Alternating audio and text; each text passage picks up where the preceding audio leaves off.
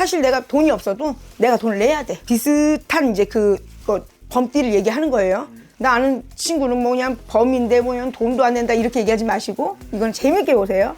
그래서 이 범띠 분들이 보면은 시적으로 초년에 부모가 오늘은 또 2023년 개묘년 하반기 운세를 미리 알아보려고 하는데요. 오늘은 우리 호라이띠 분들의 하반기 운세 알아볼 거예요. 호라이띠 분들 운세 알아보기 앞서서 호라이띠 분들은 좀 어떤 삶을 살아오신 분들이 많았을까요? 호랑이는 우리가 그냥 그럴 때 용매하고 막 그런다 하잖아요. 용매하고 막 활동적이고 또 공격적이고 사실 그런다 하지만 호랑이 분들이 굉장히 열심히 사신 분들 많습니다. 정직하신 분들 굉장히 많으시고요. 그리고 솔직하시면서도 본인의 진짜의 가슴속에 있는 거는 절대로 열지 않는 분.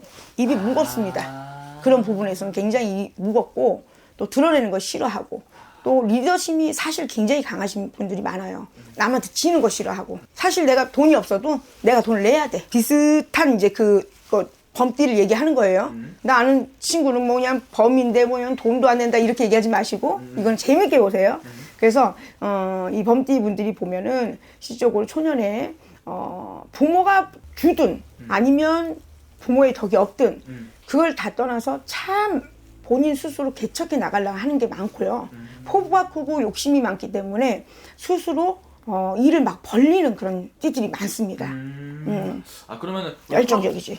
호라이띠 분들은 약간 좀 그런 분들이 좀 많겠네요. 내가 힘든 상황이 있어도 이걸 남한테 말한다기보다 그냥 내가 혼자 속으로 삭히는 경우가 좀 많았겠네요. 예, 속으로 삭히지만 말은 그냥 직방으로 막 까는 그런 게 있죠. 그러니까 진짜 소갈이 하는 건 얘기 안 해.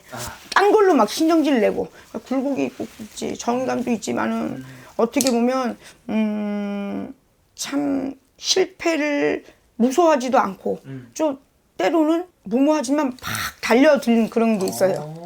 그럼 호라이띠 분들은 약간 잘 되신 분들은 되게 잘 되신 분이 많을 거고 네네. 힘든 분들은 아직까지 힘든 분들도 많고 그렇죠. 중간이 되게 좀 심하겠네요. 예, 중간이 있어요. 무서워하는 범위 있는가 하면은 보통 용맹해서 그냥 일단은 내가 뭐 해보자 이런 좀 남자의 성향들이 많고 여자들은 또 남자들은 또 반대로 보면은 좀 조심성이 은근히도 있습니다.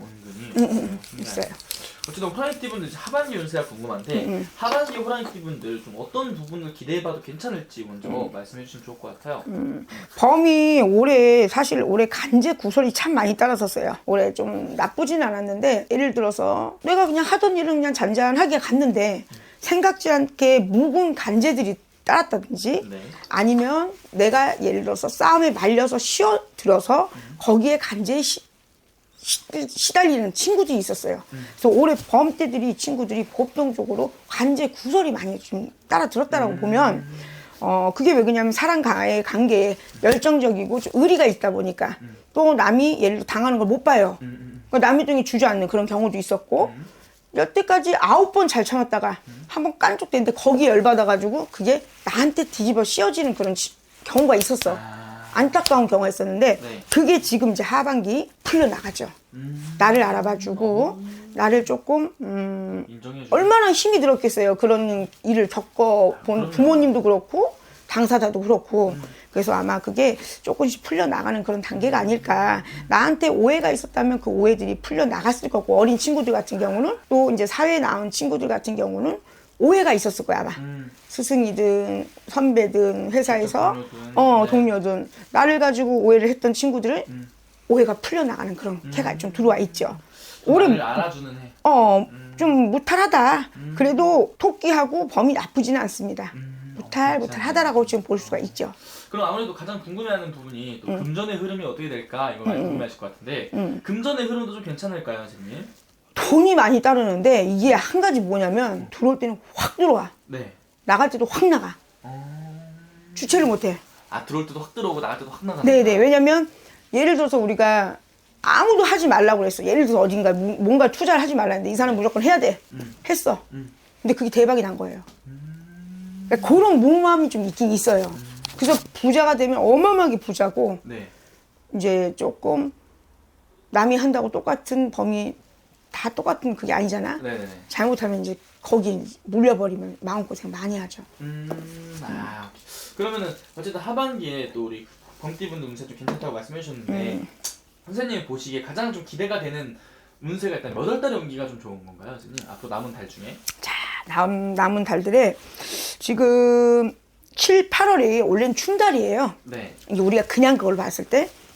근데 7, 8이 충달이라고 하더라도 8월, 9월, 10월은 좋아요. 음력으로. 네네네. 그래서 그 충달만 빼놓고 8월, 9월, 10월이니까 9월, 10월, 11월이 운세가 참 좋을 때죠. 만약에 사업에 운 연다.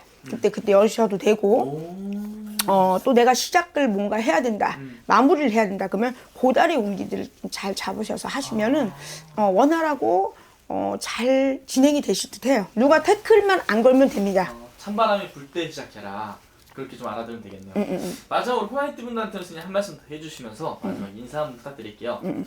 우리가 이제 보통적으로 그 범하면 여자들이 팔자가 세다 이런 얘기를 많이 하거든요. 근데 그거는 옛날 얘기입니다. 옛날에는 여자가 사주가 팔자가 세면 사실 신랑이 덕도 못 보고 자식이 덕도 못 보고 혼자서 진짜 뭐 파추부 같이 인생을 산다 막 이런 얘기를 하는데 지금은 세월이 틀려져서 여성도 자기가 능력이 되면 나오는 시대예요. 그래서 범이 예를 들어서 팔자 세다 하더라도 자기의 능력껏 발휘껏 하시고 어느 정도의 좀 예를 들어서 너무 몰빵을 하지 마세요.